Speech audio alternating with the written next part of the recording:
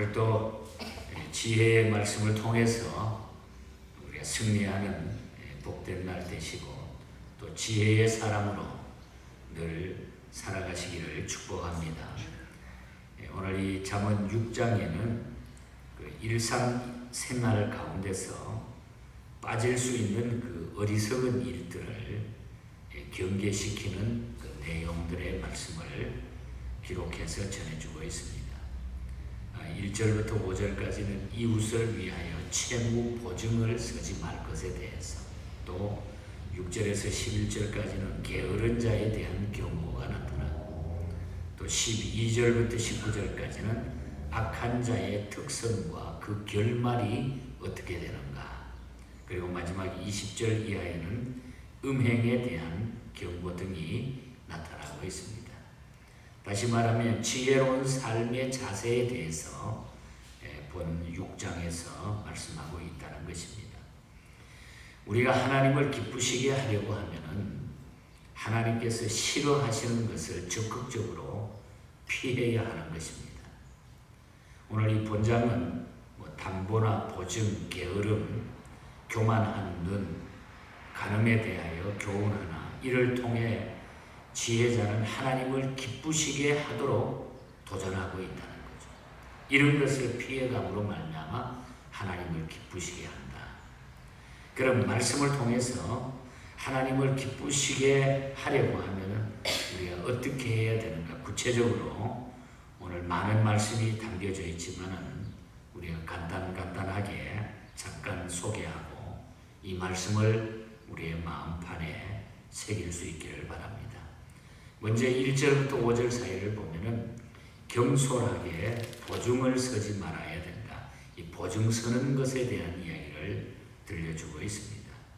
무분별하게 남의 보증을 서주거나 담보를 제공하여 줬다가 하루아침에 알거지가 되는 경우를 우리가 주변에서 종종 우리가 보게 됩니다. 이웃의 딱한 사정이야 도와주고 싶지만은 성경은 이것을 아주 깊이 생각해서 금하고 있다고 하는 것을 보게 됩니다. 제가 이 보증에 대한 얘기를 잠언에서 쭉 몇 군데를 찾아보았는데 잠언 11장 15절을 보니까 타인을 위하여 보증이 되는 자는 손해를 당하여도 보증이 되기를 싫어하는 자는 평안하리라, 그런 말씀이 나옵니다. 또 잠언 17장 18절에 보면 지혜 없는 자는 남의 손을 잡고 그의 이웃 앞에서 보증이 되느니라. 또 잠언 22장 26절을 보면 너는 사람과 더불어 손을 잡지 말며 남의 빚에 보증을 서지 말라 등등 곳곳에 성경에 보증에 대한 이야기를 하고 있습니다. 그래서 지혜자는 이웃을 위하여 담보가 되거나 보증을 서지 말라고 말하고 있는 것입니다. 만약에 보증을 섰으면 빨리 거기에서 벗어나라고 또 말씀하고도 있습니다. 3절과 4절에 보면 만약에 보증을 서게 되면 이것은 올무에 얽혀 잡히게 되고 빠지게 된다고 했죠. 그래서 1절과 2절 보면 내 아들아 만일 이웃을 위하여 담보하여 타인을 위하여 보증하였으면 내 입의 말로 내가 얽혔으며 내 입의 말로 인하여 잡히게 되었느니라. 잡히게 됐다. 얽혔고 잡히게 됐다. 그러므로 보증을 섰으면은 사냥꾼의 손에서 벗어나는 새처럼 올무에서 재빨리 벗어나라고 그렇게 얘기하고 있습니다. 그래서 5절을 보면 노루가 사냥꾼의 손에서 벗어나는 것 같이 새의 그물 치는 자의 손에서 벗어나는 것 같이 스스로 구원하라, 그런 얘기를 하고 있습니다. 오늘 또 많은 분들이 체면 때문이나 혹은 의리나 의협심 때문에 경솔하게 보증을 섰다가 서로 쌍방이 좋은 관계가 무너지고 말 때도 많다는 거죠. 이렇게 함부로 보증 섰다가 재산을 날려버리는 자가 많다는 거죠. 우리의 재물은 하나님이 맡겨주신 것이기 때문에 우리가 지혜롭게 다루어야 된다 하는 그런 말씀인 것입니다. 그래서 우리가 어떤 때는 피치 못해서 꼭 보증을 서야 될 일이 있습니다. 그때는 우리가 지혜롭게 판단해서 해야 되지만 그러나 여기 앞에 우리가 붙어있는 경솔하게 보증을 쓰지 말라. 경솔한 행동을 하지 말라. 그 다음에 6절부터 11절을 보면 게으름을 극복하라는 게으름에 대한 이야기를 하고 있습니다. 하나님을 기쁘시게 하려면 우리가 게으름을 벗어나야 된다. 성경은 게으른 자에게는 계미에게 가가지고 그 하는 일을 노동력, 저축성, 근면성 등등을 보고 지혜를 얻으라. 6절에 그렇게 말합니다. 게으른 자의 계미에게 가서 그가 하는 것을 보고 지혜를 얻으라. 계미의 특성은 어떤 특성이 있습니까? 7절과 8절에 보면 계미는 두려움, 여러 사람을 두려움도 없고 감독자도 없다, 간역자도 없다, 그리고 주권자, 통치자도 없다. 계미는 두려움도 없고 감독자도 없고 통치자가 없습니다. 그러나 그런 가운데도 계미는 알아서 겨울에 먹을 양식을 위해 가지고 여름에 열심히 그것을 준비한다. 땀 흘려서 열심히. 하지만 게으른 자는 미래를 계획하거나 준비하지 않는다는 거죠. 게으른 자는 그래서 늦잠만 잔다는 겁니다. 9절과 10절에 보면 10절에 특별히 좀 더 자자, 좀 더 졸자, 손을 모으고 좀 더 누워있자 하면, 그리고 11절에 가서는 어떻게 됩니까? 빈궁이 강도같이 온다. 공핍하게 된다. 우리에게 주어진 생을 허송세월해서는 안 된다는 거죠. 게을러가지고. 에베소서, 데살로니가 전서, 데살로니가 후서 등등의 여기에 대한 게으름에 대한 깨우친 이야기를 많이 들려주고 있습니다. 사도 바울이. 그리스도인은 하나님을 믿으면서 열심히 노력해야지 게으르면 안 되는 거예요. 예수님께서는 아무리 피곤하셔도 새벽 미명에 일어나 경건의 신앙을 가지셔서 사실 우리가 따지고 보면 예수 믿는 사람은 부지런할 수밖에 없다는 거예요. 게으르면 예수도 바로 못 믿는다는 거죠. 게으르면 신앙생활도 바로 하지 못한다는 겁니다. 그러니까 예수 믿는 사람은 부지런한 거예요. 새벽부터 움직여야 되니까. 그러니까 우리가 시간을 많이 가질 수 있는 거고 우리가 하나님의 일을 많이 할 수 있는 거고 어떻게 보면은 더 이 세상을 우리가 오랫동안 하나님이 주신 일들을 우리가 감당할 수 있다는 거죠. 그래서 우리는 게으름은 최악입니다. 그래서 성경은 부지런하여 게으르지 말고 부지런하여 열심을 품고 주를 섬기라고 말씀하셨어요. 열심을 품고 열정을 가지고 주를 섬기라. 여러분 게으르면은 하나님을 기쁘시게 할 수가 없다. 그래서 우리가 게으른 자는 기도도 할 수가 없는 거예요. 게으른 자는 아무것도 할 수가 없습니다. 계속 자자, 좀 더 자자, 좀 더 눕자 이거죠. 그 다음에 12절부터 19절 사이를 보면은 하나님께서 미워하시는 것을 우리가 빨리 피해 나가야 된다. 13절에 보면 불량하고 악한 자는 눈짓, 손짓, 발짓으로 신호하면서 나쁜 짓을 일삼는다 그랬습니다. 마음이 삐뚤어졌으니 하는 일마다 싸움만 일으킨다 그랬습니다. 결국 이런 자들은 갑자기 재앙을 만나가지고 패망하게 된다는 거죠. 15절에 보면 그러므로 그 재앙이 갑자기 내려서 당장에 멸망하여 살릴 길이 없으리라. 갑자기 닥친다는 거예요.